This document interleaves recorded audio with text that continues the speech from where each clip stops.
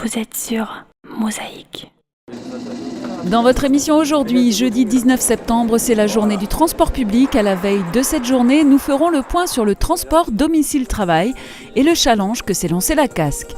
Le 22 septembre, nos voisins allemands vont élire leurs représentants au Bundestag. Mosaïque consacre un dossier à ce sujet. Pour en parler, nous dresserons le portrait du candidat FDP sortant, Olivier Luxic. À l'opposé, la parole est également donnée à Thomas Lutz, le candidat sortant Die Linke, qui souhaite s'engager pour 4 années. Enfin, dans la tchatch, les jeunes nous livrent leurs connaissances et leurs idées sur les élections à venir. Côté rubrique, Yann Kayas fait son entrée sur le plateau de Kubik.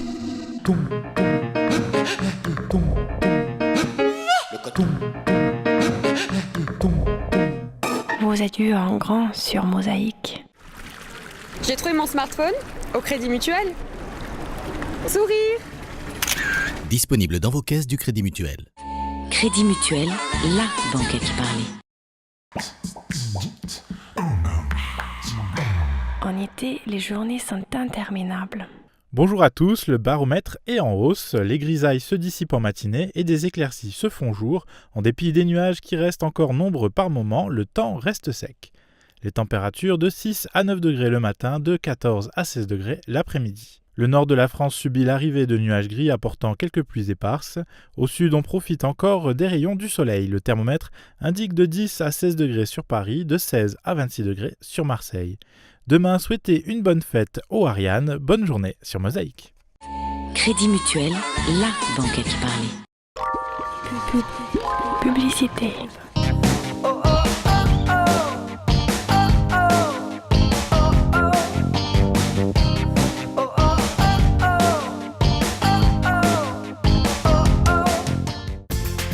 Écologique, économique, le réseau Cabus sillonne la ville de Sarreguemines et dessert l'ensemble des villages de la communauté d'agglomération. Et à des tarifs très attractifs.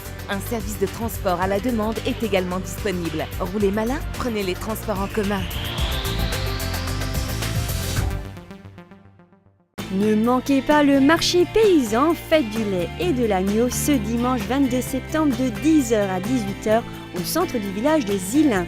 Au programme gastronomie locale, animation et découverte de nombreux produits du terroir. Dites oui au premier salon du mariage pour tous à Forbach. Samedi 21 septembre de 14h à 22h et dimanche 22 septembre de 10h à 19h. En présence de Julia Castelli, Miss Ronde France 2013. De nombreux exposants vous aideront à préparer le plus beau jour de votre vie. Assistez aux présentations de costumes, robes de mariée et lingerie. Consultez Rose Cécile qui vous révélera votre avenir amoureux. Entrée 3 €, gratuit pour les moins de 12 ans. Restauration sur place. Votre mariage est unique. Alors ne manquez pas le premier salon du mariage pour tous. Les 21 et 22 septembre au Burghoff à Forbach.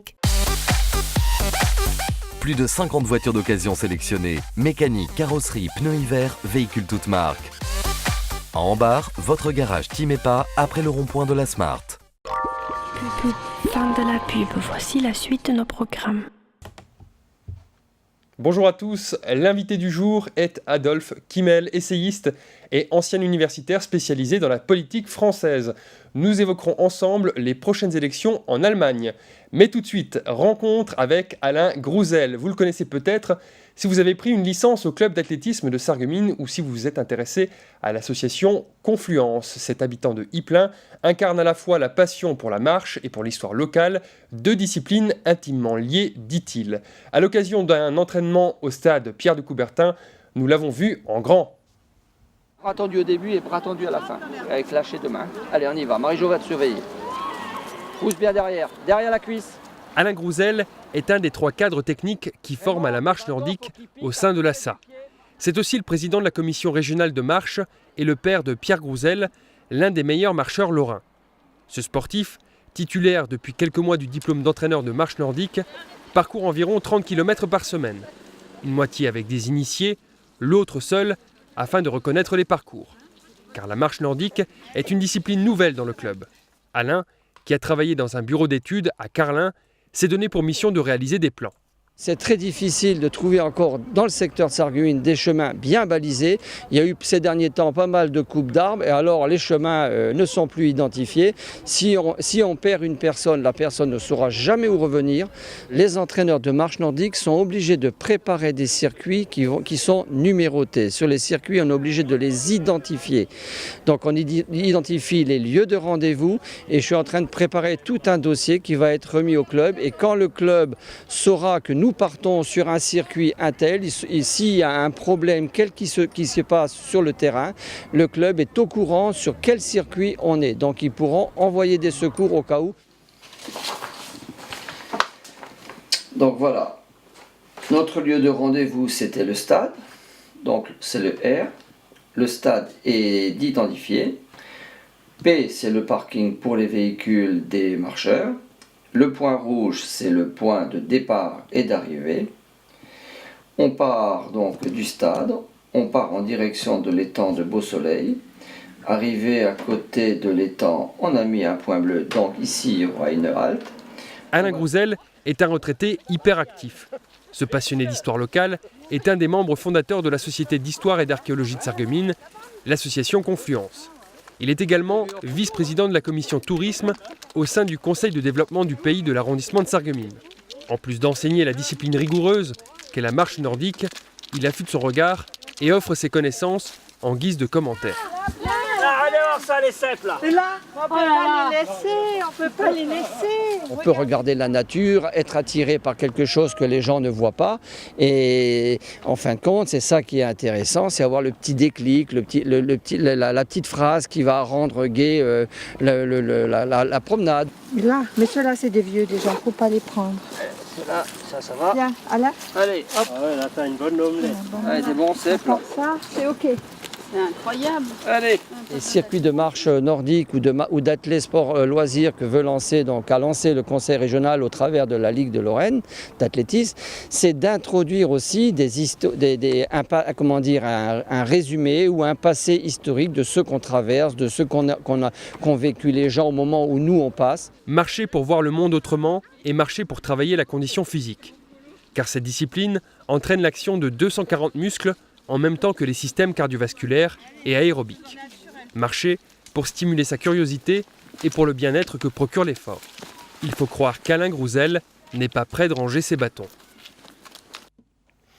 Comme chaque année, la foire de la Saint-Michel anime la cité de la faïence. Malgré les travaux au centre-ville et la tenue au même moment d'une foire exposition à Wissembourg, exposants et acheteurs ont une nouvelle fois répondu présent à Sarreguemines. Des articles de toutes sortes sont proposés à la vente. La manifestation va durer jusqu'à 18h30 ce soir. On poursuit avec la revue de presse. Et voici la une du quotidien local. À la une du Républicain lorrain, le pacte lorrain. Dans la désunion, le Premier ministre et le président de la région Lorraine ont signé hier à Matignon le pacte lorrain où chaque parti injectera 150 millions d'euros sur 3 ans dans l'économie régionale. Si les partenaires espèrent un effet de levier, la droite ironise sur le faible montant des annonces et dépose un recours contre la signature de Jean-Pierre Masseret pour faux en écriture. En page nationale, les sages de la Cour des comptes veulent accélérer la réforme de la protection sociale, c'est à lire dans la rubrique Temps fort. Enfin, en page locale, la rue Sainte-Croix est une rue piétonne. La municipalité le souligne en remplaçant le panneau qui semait la confusion. L'info encore, c'est sur Mosaïque.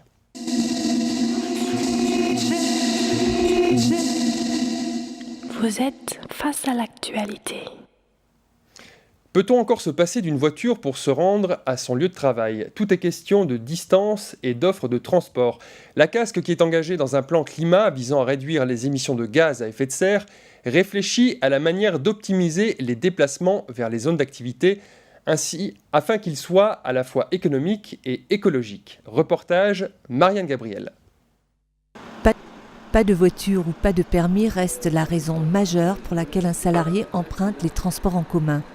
Aujourd'hui, 70% des actifs utilisent la voiture pour les déplacements domicile-travail. Un chiffre en recul dans les grandes agglomérations, mais qui se maintient, voire progresse dans les zones moins desservies par les transports en commun. La voiture, c'est la liberté avec les 35 35 heures, tout est chamboulé. Les horaires de travail ont été chamboulés, avec les horaires variables. C'est plus comme il y a 15-20 ans où les gens, c'était 8h midi, 1h 16h ou 14h 18h. Donc on est confronté à un certain nombre de difficultés et la voiture reste la liberté. 3 salariés sur 4 travaillent hors de leur commune de résidence. En 10 ans, la part du budget consacré à l'automobile a augmenté de 20%. Juliane et Sébastien sont tous les deux stagiaires à la Smart. Pour eux, le bus est devenu l'option pertinente. Ils prennent la ligne fixe le matin et reviennent le soir grâce au transport à la demande, mais le bus est quasiment vide.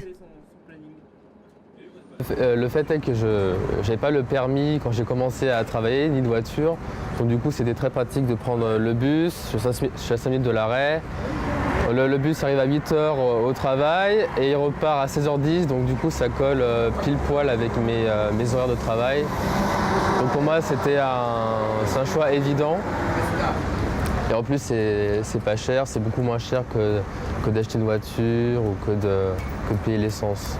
Et en plus, c'est confortable, on rencontre des collègues, donc c'est sympa, c'est convivial.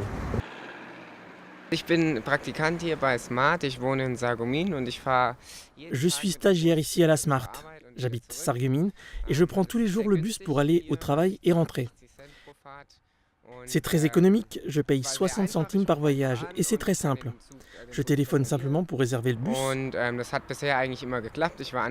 Jusqu'à présent, ça fonctionne. J'étais quelque peu sceptique au départ, mais je suis agréablement surpris et l'expérience est très positive. Pour améliorer les déplacements domicile-travail et réduire l'usage de la voiture, un plan déplacement entreprise sur les trajets Europol et zone industrielle de Sarreguemines est en cours de réflexion entre la communauté d'agglomération Sarreguemines-Confluence et les entreprises. Au total, environ 4000 salariés sont concernés. La cause environnementale est entendue, mais elle doit être aussi intéressante économiquement pour satisfaire entreprises et salariés.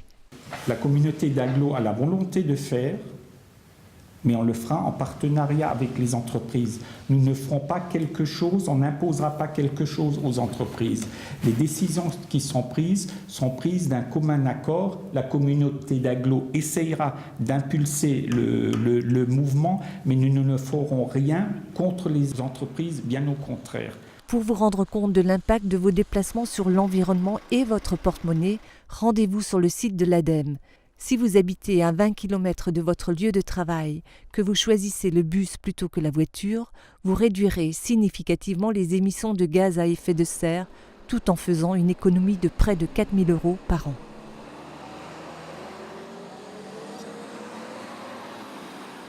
Le 22 septembre prochain, les électeurs allemands sont appelés à se présenter dans les bureaux de vote pour élire au moins 498 représentants au Bundestag, la chambre basse du Parlement. Pour évoquer ces élections, nous recevons aujourd'hui Adolphe Kimmel, essayiste et professeur émérite spécialisé en politique française. Bonjour monsieur. Bonjour. Alors, avant d'entrer dans le vif du sujet, je vous propose de regarder le portrait qui va suivre. Rappelons que le système électoral pour l'élection de cette assemblée législative étant mixte et à finalité proportionnelle, le nombre de sièges occupés est variable. En 2009, en Sarre, 4 candidats de la CDU, l'Union chrétienne démocrate, ont été élus nominalement dans chacun des districts, tandis que 6 autres ont été élus au scrutin proportionnel de liste, ce qui fait en tout 10 élus pour le Saarland. Parmi eux, il y a Oliver Luxig, le candidat sortant de la liste FDP, le parti libéral-démocrate. La FDP est actuellement la 3e force politique au Bundestag avec 93 sièges. Il est également le parti de la coalition noir-jaune, la coalition CDU, CSU et FDP. Thomas Drouin et Catherine Henrich l'ont rencontré. Oliver Luxig est le candidat sortant de ces élections. Élu à 30 ans au Bundestag, il est natif de Saarbrück. Ses études, il les a orientées vers une dimension européenne. Après le lycée franco-allemand de Saarbrück, il étudie à Nancy, passe une année au King College de Londres pour finir son master à Sciences Po à Paris. Depuis 4 ans, il siège au Bundestag et est chargé des transports. Pour lui, le bilan est plutôt positif malgré la crise.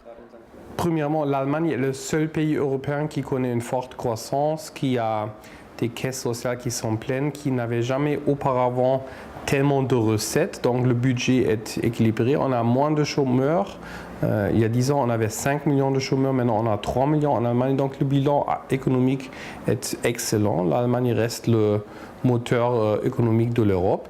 Et concernant la SAR, comme porte-parole du transport de mon parti, j'ai réussi d'avoir beaucoup d'investissements de l'État fédéral sur les routes et les transports ferroviaires en SAR. Le FDP, parti de centre-droit en coalition avec la CDU, n'en a pas moins un programme bien à lui que défend Oliver Luksik avec un slogan « Une SAR et un pays fort, juste avec nous ». Donc je pense que le FDP est le seul parti qui est contre des hausses d'impôts. Donc nous voulons finir l'endettement de l'État. Donc en 2014, on aura un budget équilibré et on veut réduire la dette. Donc tous les autres partis veulent plus de dépenses. Donc là, il y a une différence claire et fondamentalement différente aux autres partis. Et aussi, par exemple, dans la politique énergétique, le FDP est le seul parti qui veut plus de marché et moins de subventions étatiques parce qu'en Allemagne, le prix d'électricité est 2 fois plus élevé qu'en France. Donc ça, c'est un problème qu'il faut résoudre dans les années à venir. Le parlementaire en campagne est un jeune père de famille. Homme de conviction, il est aussi un citoyen européen et n'oublie pas de regarder par-delà la frontière. Donc l'Allemagne et la France restent un couple nécessaire pour l'Europe. Ce n'est plus suffisant, mais ça reste nécessaire pour tout le développement de l'Europe. Et je pense que la SAR doit faire plus concernant l'amitié franco-allemande. Prenons l'exemple du marché du travail. Je pense que la SAR peut offrir beaucoup plus aux jeunes en France qui ont de temps en temps pas de travail. Et il y a beaucoup de problèmes de ceux qui travaillent à l'autre dans l'autre pays, dans tous les détails sociaux. Donc il y a là pas mal de choses qu'on peut améliorer. Adolphe Kimmel, alors, ces mots que prononce Oliver Luksik, forte croissance, caisse sociale pleine, on n'a jamais vu tellement de recettes, budget équilibré d'ici peu, chômage relativement bas, bilan économique excellent. C'est ce qu'on peut appeler le miracle allemand, c'est ce que certains appellent le miracle allemand. Est-ce que vous pensez que c'est une réalité qui est partagée par les Allemands ? Par la majorité des Allemands, oui, mais il y a aussi des gens qui ne profitent pas tellement de ce miracle économique. Ceux qui sont au chômage, tout de même 3 millions, c'est moins qu'en France, mais c'est beaucoup. Et après une année de chômage, ils n'ont qu'un revenu très très modeste, au-dessous de 500 €. Donc ils ne vivent que difficilement de ce revenu très très modeste.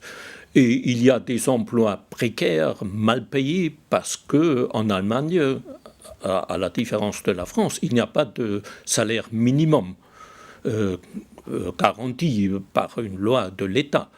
Donc il y a des emplois mal payés, précaires, mais au fond, la majorité des Allemands est content, et c'est pour cela qu'il n'y a pas encore, et certainement pas jusqu'à dimanche prochain, un désir très poussé de changer de gouvernement. Alors, on va se tourner vers un autre candidat qui s'appelle Thomas Lutz, qui n'est certainement pas d'accord avec ce miracle allemand. Thomas Lutz est le candidat sortant de la liste Die Linke. Il se représente à cette élection au Bundestag. À 44 ans, Thomas Lutz souhaite renouveler son mandat au Bundestag. Durant les 4 années passées, cet habitant de Saarbrück a œuvré au sein de la commission transport pour le groupe Die Linke. Il défend à ce sujet 2 points majeurs. Il est pour plus de moyens pour les transports publics et plus de personnel pour la construction de nouvelles autoroutes. Il défend également l'idée d'augmenter le budget pour la réparation, car, dit-il, il y a beaucoup à faire sur les routes d'Allemagne. Thomas Lutz est en accord avec le programme du parti qu'il représente. Sur le volet social, il défend l'idée que chacun ayant travaillé 35 à 40 ans en Allemagne ne doit pas connaître la pauvreté, mais doit bénéficier d'un revenu supérieur à 1 000 € par mois. Il critique en somme l'absence d'un salaire minimum, comme c'est le cas en France. Il est contre l'idée de devoir cumuler plusieurs emplois et de devoir travailler 50 à 60 heures par semaine. Il n'est d'ailleurs pas favorable au recours à l'intérim et pense qu'il faut limiter les contrats à durée déterminée. Sur le volet européen, et notamment la coopération transfrontalière, Thomas Lutze se défend de vivre dans le passé. Il préfère évoquer les problèmes de part et d'autre de la frontière. Si nous voulons par exemple discuter de Sarreguemines et de Saarbrück, nous devons parler du tram qui lie les deux villes toutes les heures depuis plusieurs années et qui risque de ne plus pouvoir circuler parce que les systèmes sont différents et qu'il n'y a tout simplement pas de communication ni de coopération. Je pense qu'un débat sur le traité de l'Elysée est dépassé. À la mi-décembre ou vers la fin décembre, il se pourrait que la ligne ferroviaire transfrontalière de Saarbrück à Sarreguemines et jusqu'à Strasbourg soit arrêtée.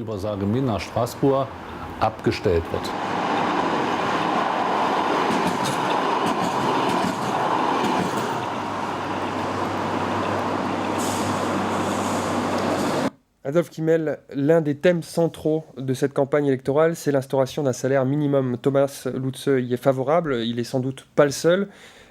Comment les Allemands perçoivent-ils le SMIC français, dont le seuil minimum est protégé par la loi? Est-ce que c'est une idée qui pourrait être développée en Allemagne? Les sondages montrent qu'une nette majorité des Allemands est favorable à l'introduction d'un salaire minimum.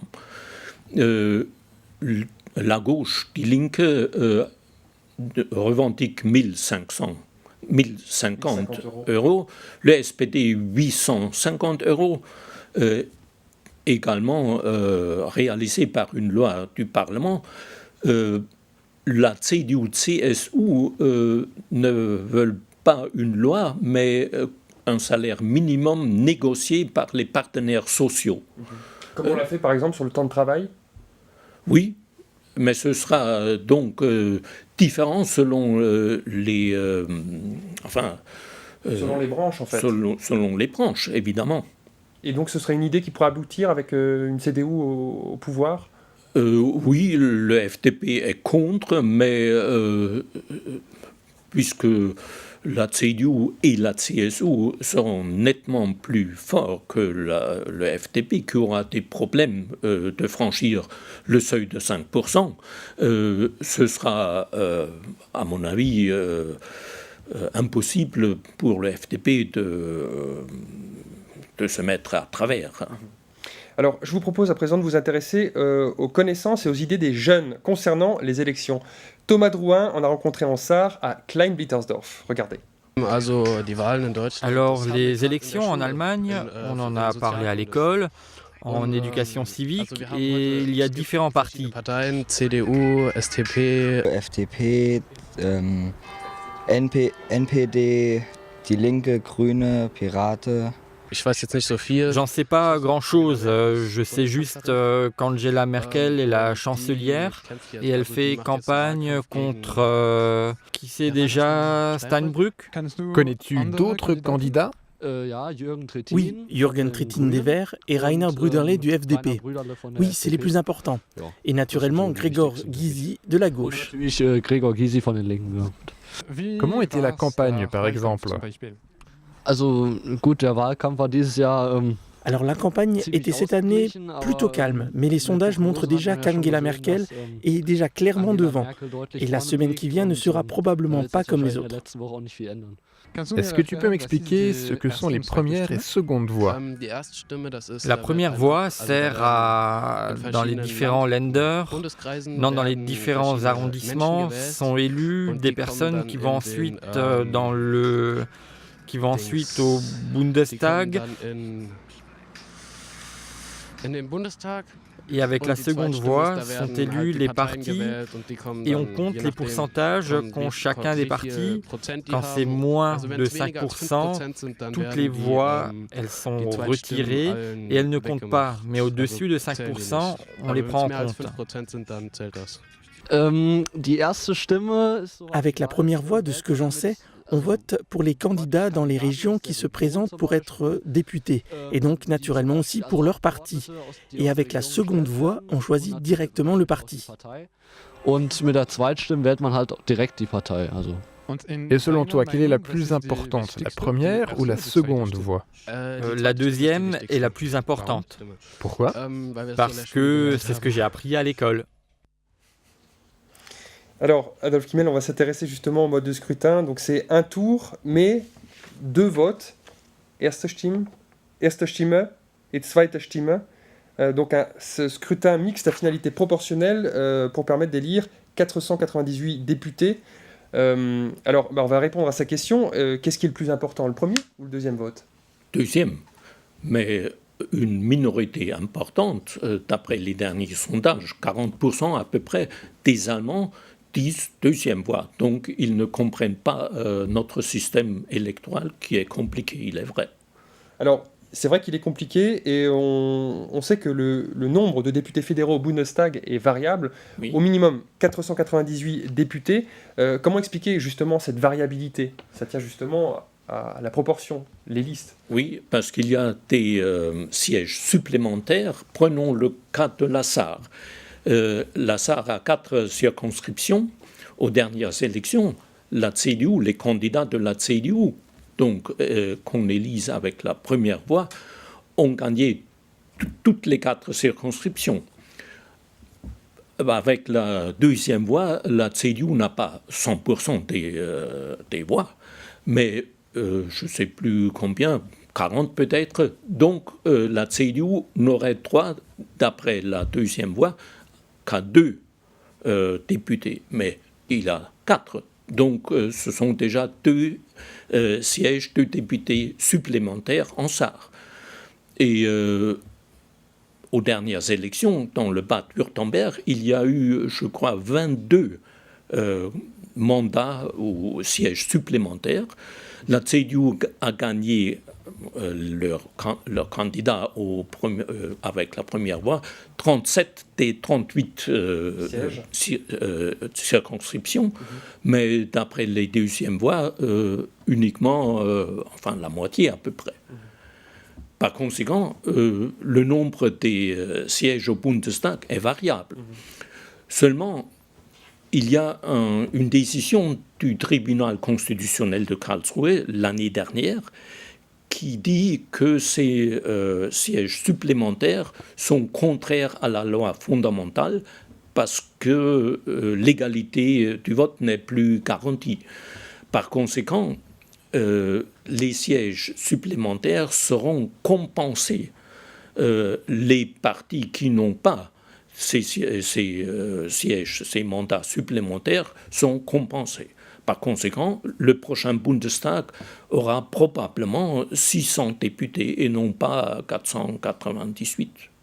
On va revenir sur le rôle du Bundestag, qu'on appelle la chambre basse, puisqu'il y a le Bundesrat qui est la chambre haute, du Parlement. Et alors, on dit que le Bundestag est chargé du vote des lois, mais pas toutes. Alors, puisqu'il y a les Länder qui votent aussi des lois. Comment est-ce que ça se passe? C'est quoi le cheminement? Il y a des lois qui sont votées par le Bundestag, il y a des lois qui sont votées par les diètes régionaux, des Länder, et il y a surtout des lois votées par les deux.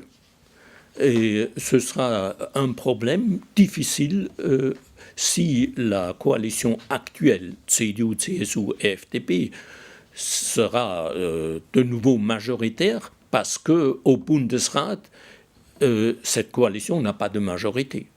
Par conséquent, par exemple, pour les lois fiscales, il y aura des négociations difficiles entre la coalition gouvernementale et le Bundesrat dominé par le SPD et les Verts.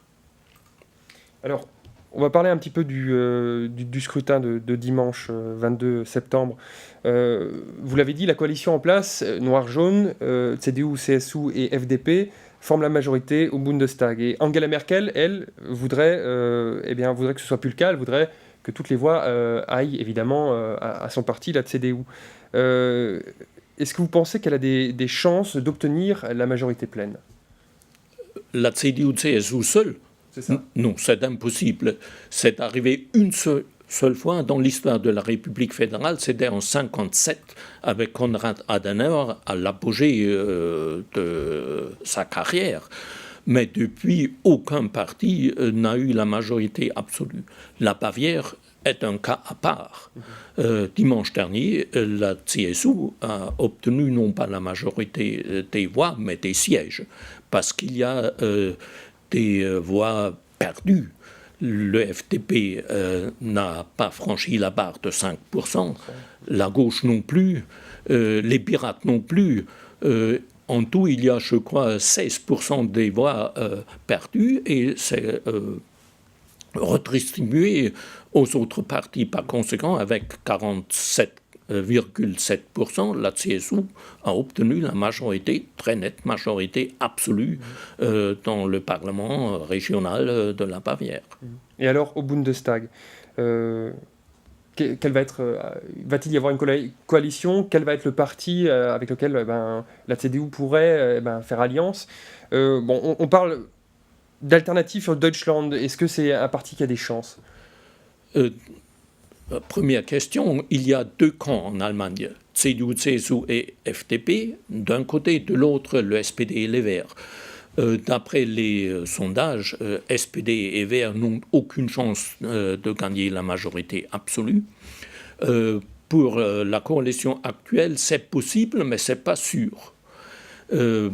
Si la coalition gagne, Angela Merkel sera de nouveau chancelière. Et même si le FDP échoue devant la barre de 5%, Madame Merkel restera chancelière probablement dans une autre grande coalition avec le SPD. Et donc cette question de AfD, Alternative für Deutschland, oui. La progression en ce moment, c'est à peu près 4%. Donc ce n'est pas impossible que ce parti nouveau entre au Bundestag, mais c'est tout de même plutôt improbable. Vous savez, c'est un parti qui est eurosceptique, qui exige de sortir ou de dissoudre la zone euro et de revenir aux monnaies nationales, des marques, et pour les autres pays aussi. Mais je ne crois pas. De toute façon, même 4%, c'est pas très agréable pour la CDU parce que la plus grande partie des électeurs, des sympathisants de ce parti viennent de la CDU, CSU et un peu aussi du FDP. On va arrêter là cette interview. Je vous remercie en tout cas d'être venu sur notre plateau. C'est la fin de ce journal. Restez avec nous, à suivre Cubic. Chaque jour, un emploi sur Mosaïque. L'offre d'emploi à saisir aujourd'hui est un poste de mécanicien. À Sarreguemines, on recherche un mécanicien confirmé ayant le niveau BEP CAP mécanique automobile et une expérience d'au moins 8 ans. Il s'agit d'un CDI de 35 heures, une pratique correcte de l'allemand est souhaitée. Le permis B plus remorque inférieur à 750 kg est exigé. Pour connaître les faces cachées des antidépresseurs tranquillisants somnifères et neuroleptiques, rendez-vous ce vendredi 20 septembre à 20h au Casino des Faïenceries de Sarreguemines. L'association Art de Vie vous invite à une conférence du journaliste scientifique Guy Huguenet. L'entrée est de 5 €. Place maintenant à notre rendez-vous hebdomadaire avec les groupes musiciens transfrontaliers. Voici Cubic.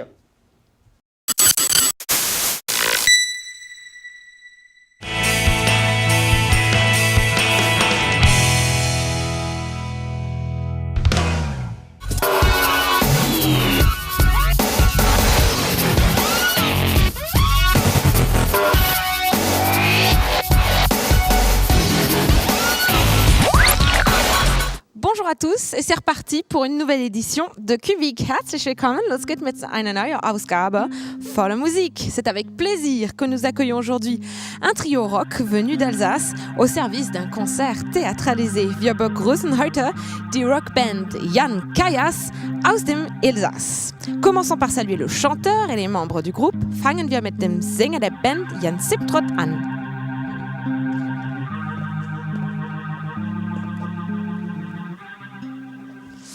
Hallo Jan. Bonjour.